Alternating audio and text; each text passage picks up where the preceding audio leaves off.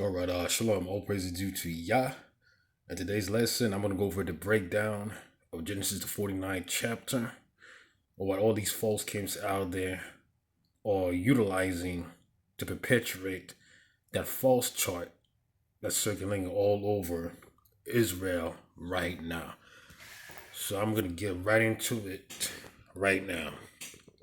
This is Genesis 49 and 1, and it says, "And Jacob called unto his sons and said, Gather yourselves together, that I may tell you that which shall befall you in the last days."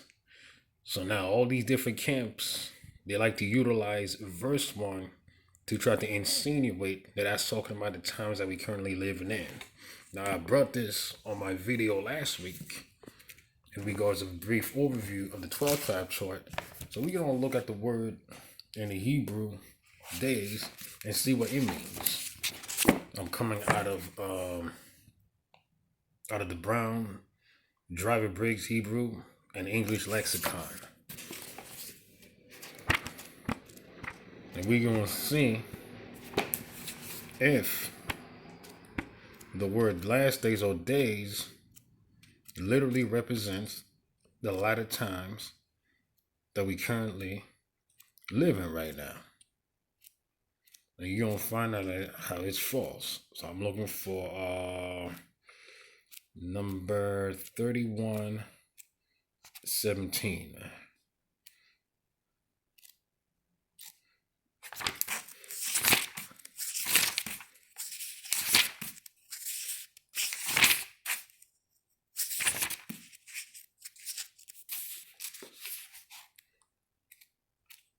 All right, got it over here.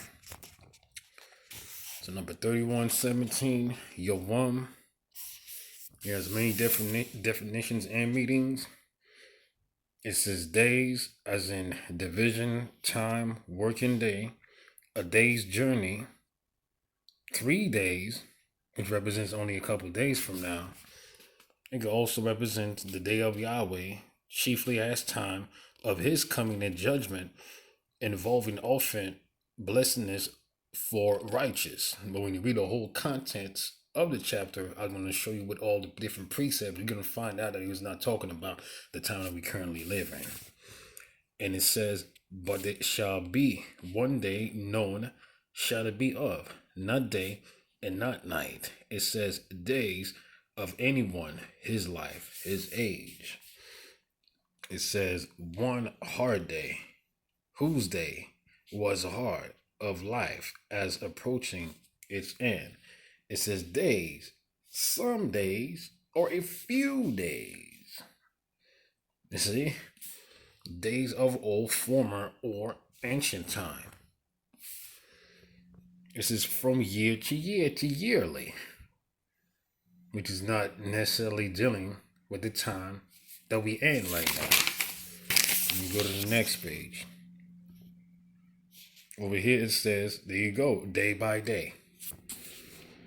From today, from this day forward, from that day forward, from his day onward, until now, after time, many days.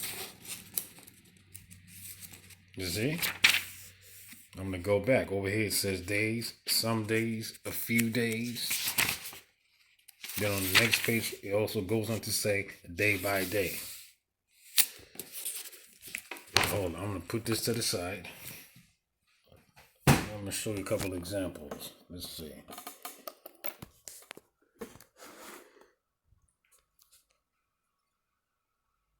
All right. So this is Genesis 27:43. And we also go back and study and read the whole context of Genesis 27th chapter. It's talking about after Jacob tricked Esau into receiving the blessing. Jacob was running away from Esau as Esau was trying to slaughter and kill him. So I'm going to go straight to the point. It says, now therefore, my son, obey my voice and arise, flee thou to Laban, my brother, to Haran, and tarry what? With him a few days, until thy brother's fury turn away. So clearly when you study verse 44 is not talking about of future prophecy and dealing with the few days, because when you also go back and check out the word days over there, it has the exact same strong concordance number as Genesis 49:1, the definition that I just read. So the few days over here also represents within the next couple of days. They're not talking about the end times. You see? I'm going to go to another one. I'm going to go to 1 Kings 17 chapter, and that's dealing with Elijah. And it says, "Arise thee to Zarephath, which belonging to Zidon, and dwell there. Behold, I have committed a widow woman there to subsist with thee." So he arose and went to Zarephath. And when he came to the gate of the city, behold, the widow woman was there gathering sticks. And he called to her and said, "Fetch me, I pray thee, a little water in a vessel that I may drink."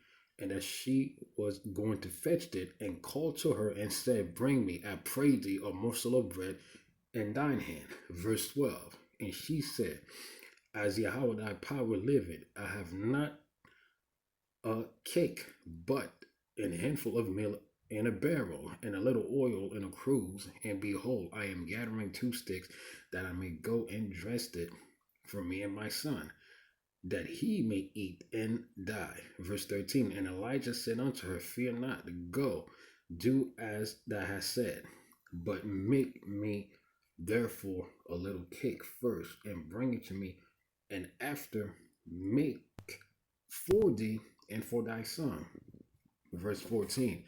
"For thus said Yahweh, thy power of Israel, the barrel of meal shall not waste, neither shall the cruse of oil fail until the day of the Lord send it rain upon the earth." And verse 15.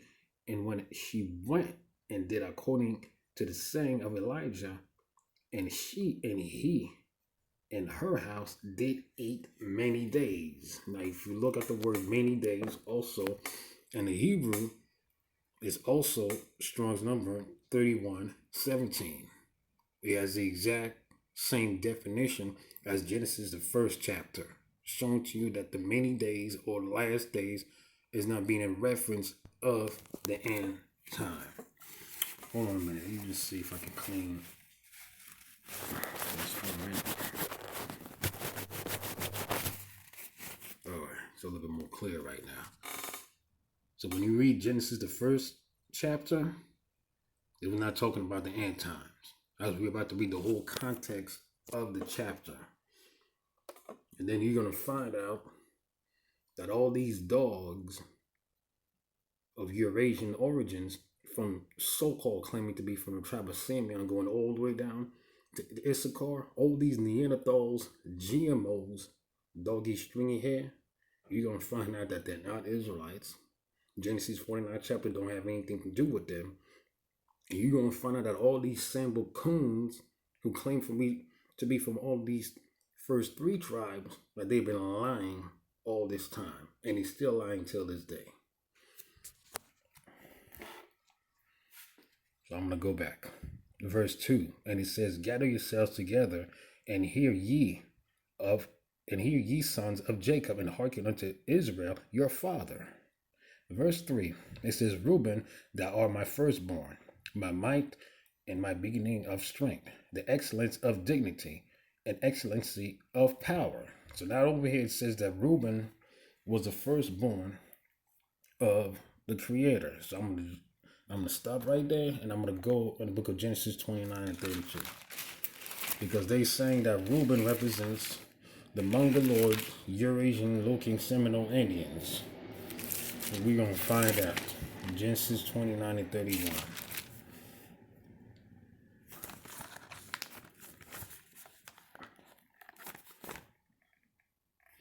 All right. And it says, "And when Yahweh saw that Leah was hated, he opened her womb, but Rachel was barren, and Leah conceived and bare a son. And she called his name Reuben. For he said, Surely the Lord had looked upon my afflictions. Now therefore my husband will love me." I'm going to go to another precept. I'm going to go to Genesis 35 and 23.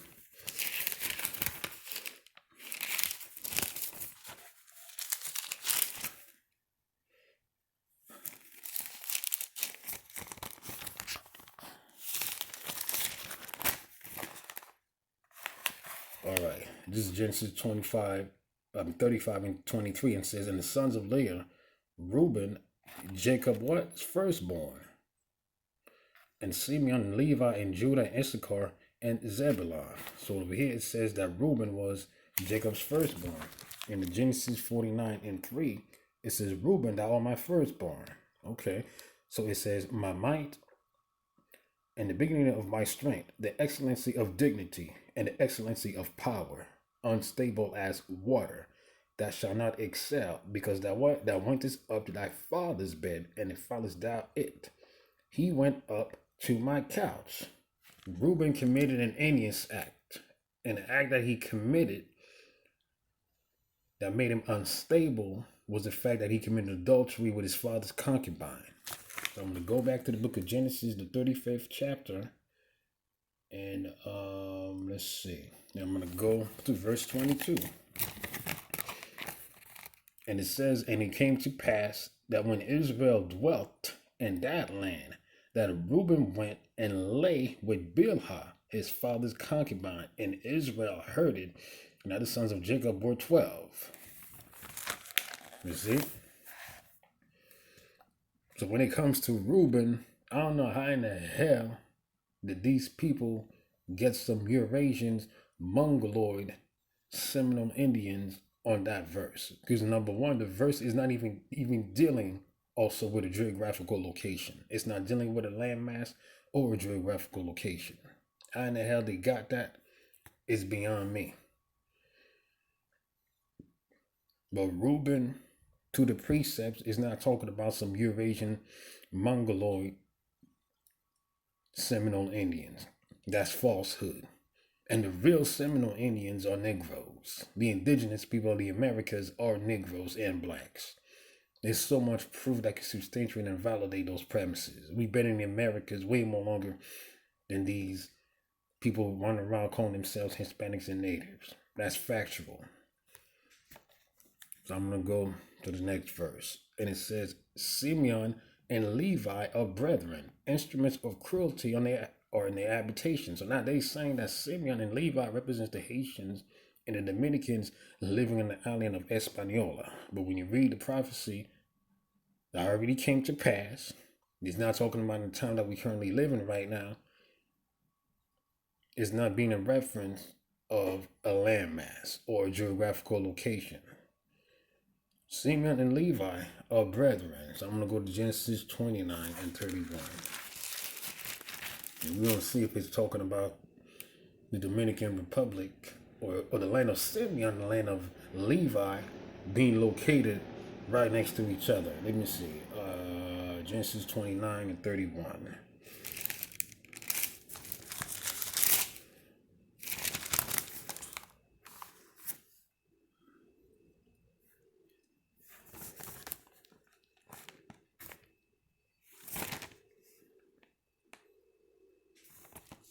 All right, this is 29:31.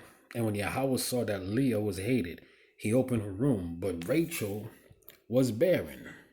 So I'm going to jump down to verse, let me go look at my notes right now, verse 33 and verse 34.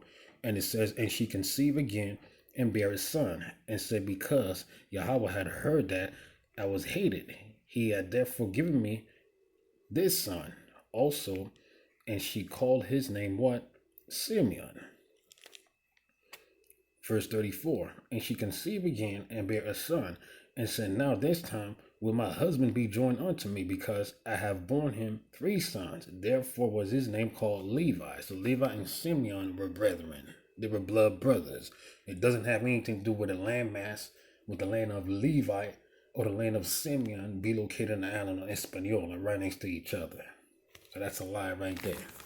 I'm going to go back to Genesis 49 and 5, and it says instruments of cruelty are in their habitation. So they're trying to say that the instruments of cruelty represents Haitian voodoo and Dominican Santeria. That's what all these different camps are perpetrating. But when you read the verse, it don't mention anything about witches. It don't mention anything about being a witch, necromancia, or anything of that sort. So I'm going to go to the book of Genesis 34 and 25.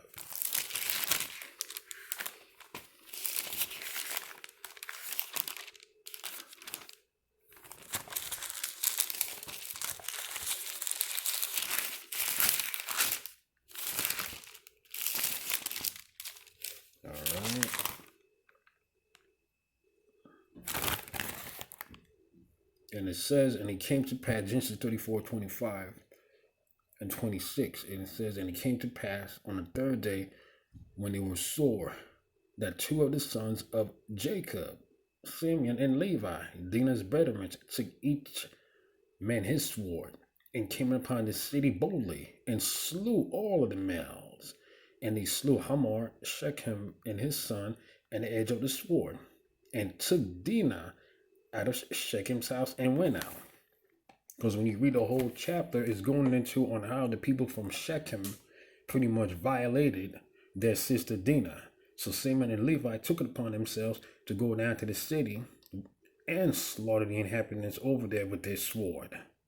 So the instruments of cruelty mentioned in Genesis, the 49th chapter, was dealing with the weapons that they utilized to kill those men who violated their sisters. It had absolutely nothing to do with witchcraft, with Santeria or voodoo. And when they sang that the Dominicans from the tribe of Simeon, they're not even talking about the indigenous blacks who are living in the land of the Dominican republics. They're talking about those Spaniards. They're talking about those pale-faced Dominicans. Because these camps don't care about blacks living in Central and South America. They only care about the pale-faced ones, the Eurasian ones. Just so you can know. So let's see. Let me go back to Genesis 49 and 6. And it says, O my soul, come not thou into their secrets unto the assembly, mine honor. Be not thou united, for in their anger, we just read that, they slew men, and in self-will, they dig down a wall. I just read that in Genesis 34th chapter. And it says, cursed be their anger, for it was fierce, and their wrath, for it was cruel. And I will divide them in Jacob and scatter them in Israel. So now the scripture says that the scripture says in verse 47 that Simeon and Levi will be scattered all over Israel. So I'm going to hold that right there, and I'm going to book of Joshua 19:1. Hold on, let me just put this over here.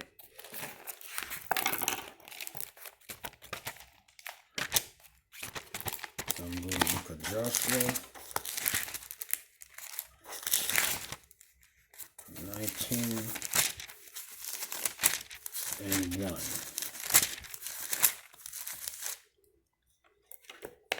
And it says they're going to be scattered, right? Joshua 19:1. And the second lot came forth to Simeon, even of the tribe of the children of Simeon, according to their families. And their inheritance and their land was within what? The inheritance of the children of Judah. So the land of Simeon was located in the land of Judah. Simeon was scattered in the land of Judah. It don't got anything to do with no Dominican Republic or Haiti.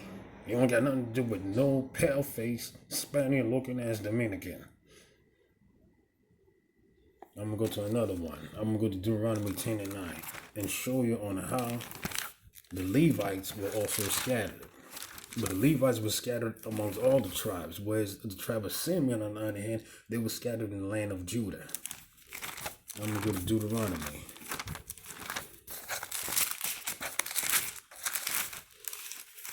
Let's see. Let me look at my notes over here. Deuteronomy 10.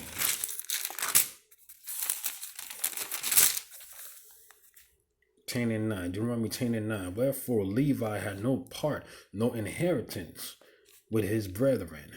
Yahweh in his inheritance Yahweh is his inheritance according as Yahweh thy power promised him. So Levi, we already established based upon Deuteronomy 10:9, did not have any inheritance. So I'm going to go to Numbers 35, verse 2 and 3.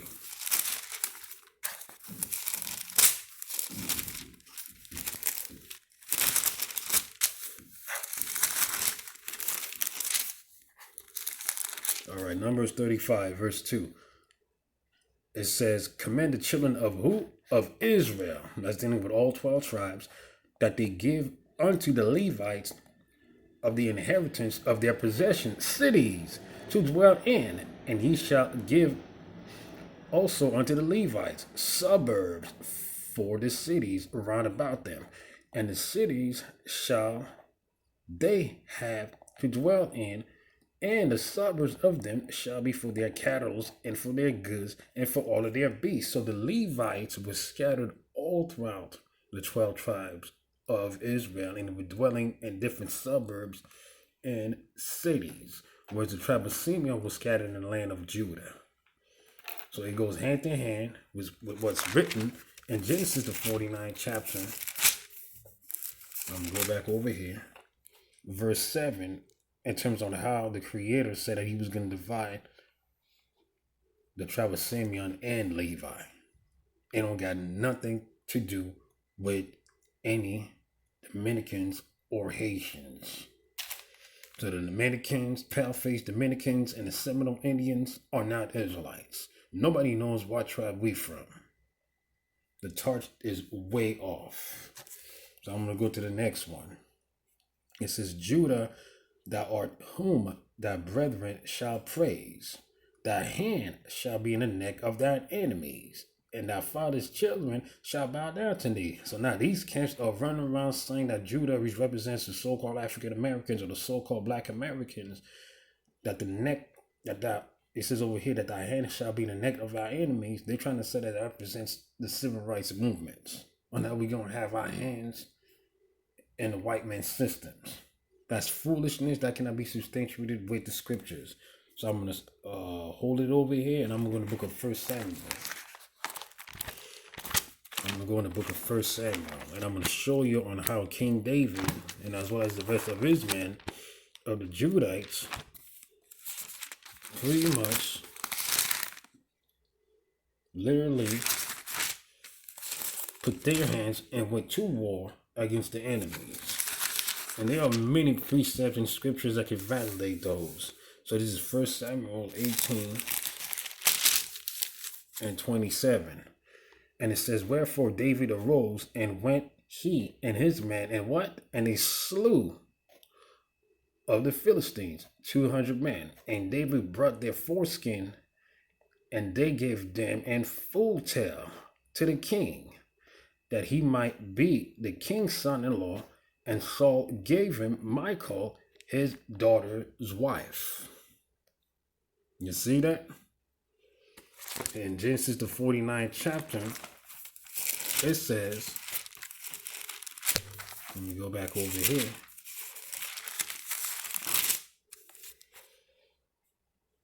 Genesis 49 and 8 says, and Judah, thou him who thy brother shall praise, thy hand shall be in the neck of thy enemies. That's talking about King David as well as the Judites going to war physically against their enemies. They don't got anything to do with no civil rights movement. They don't got anything to do with the Black Panther Party or any of these black liberation of a movement that came out during the times of the 60s. They don't got anything to do with the Nation of Islam, any of that.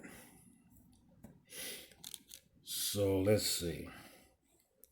That was verse 8. It says, Judah. It's like it. Verse 9, it says, Judah is a lion's whelp. From the prey, my son, that art gone up. He stooped down, he couched as a lion.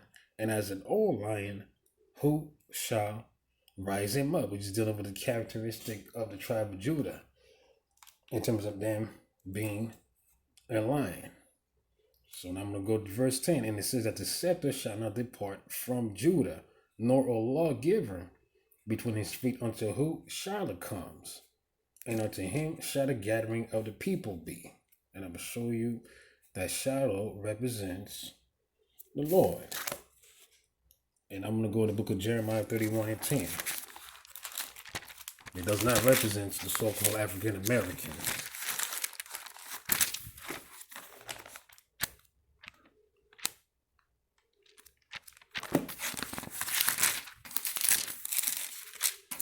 I'm looking for the book of Jeremiah 31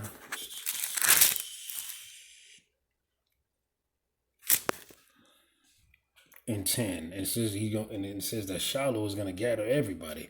And it says, hear the word of Yahweh, O ye nations, and declare it in the eye afar off, and say, he that scattered Israel with what? Gather him. and keep him as a shepherd doth his flock. So who is Yahweh going to utilize to gather Israel? He's going to use Yahweh Shai. It's that simple. So that's what you read about in Genesis 49 chapter. Unto him, or unto Shiloh, shall the gathering of the nations be. It don't got nothing to do with no black Americans. You see? I'm going to go to another. Oh, hold on. Let's see. Let me look at my notes. I'm going to go to Ezekiel 37 and 21.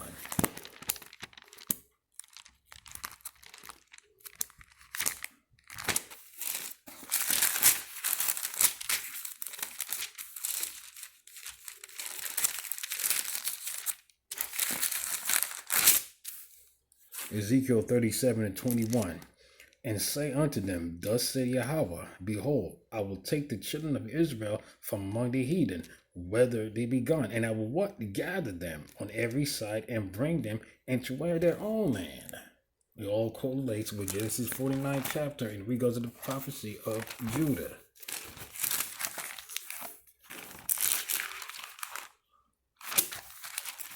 Let me go back to Genesis 49.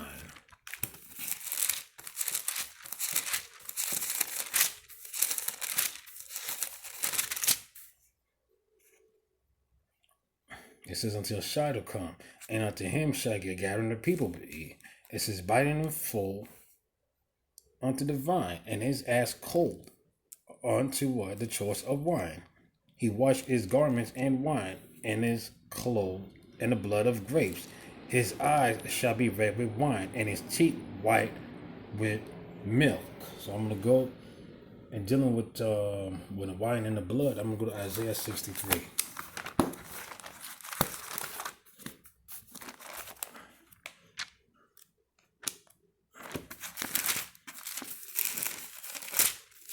Isaiah 63, and it says, who is this that cometh from Edom with dyed garment from Basra? This that is glorious in his apparel, traveling in the greatness of his strength. I that speak in thy righteousness, mighty to save. Wherefore thou art red in thy own apparel, and thy garment like him that treaded in a wine fat. I have trodden the winepress alone, and of the people there was none with me, for I will thread them in my anger and trample them in my fury, and their blood shall be sprinkled upon the garment, and I will stain it in my garment. So that's what it's really going. It's going into the second return of our Lord from Yahweh Shai. That you read about in Genesis the 49th chapter. It don't got nothing to do with no African Americans or black Americans. So I'm going to go to another one.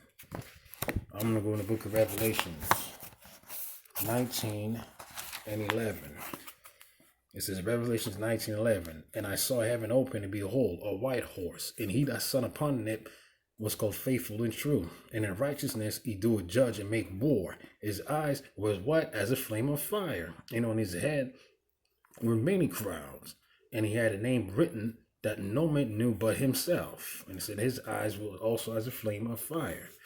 It says, and he was clothed with a vesture dipped in blood, and his name is called the Word of God. And the armies which were in heaven follow him upon white horses, clothed in fine linen, white and clean. Verse 15, and out of his mouth goeth a sharp sword, that he should smite the nations, and he shall rule them with a rod of iron. He threatened the white press and the fierceness and wrath of the Almighty God. And he had on his vesture and on his thigh a name written, King of Kings and Lord of Lords. So when you go back to Genesis the 49th chapter, let me go back over here.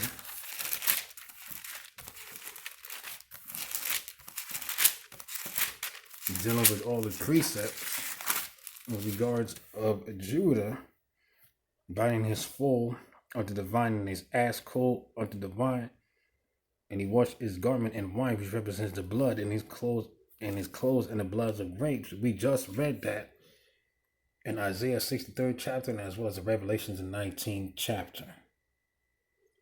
And it also says over here that his eyes shall be red with wine and his teeth white with milk. I'm going to go to the book of Revelations and dealing with the description of Yahweh. Revelation chapter 1, verse 13.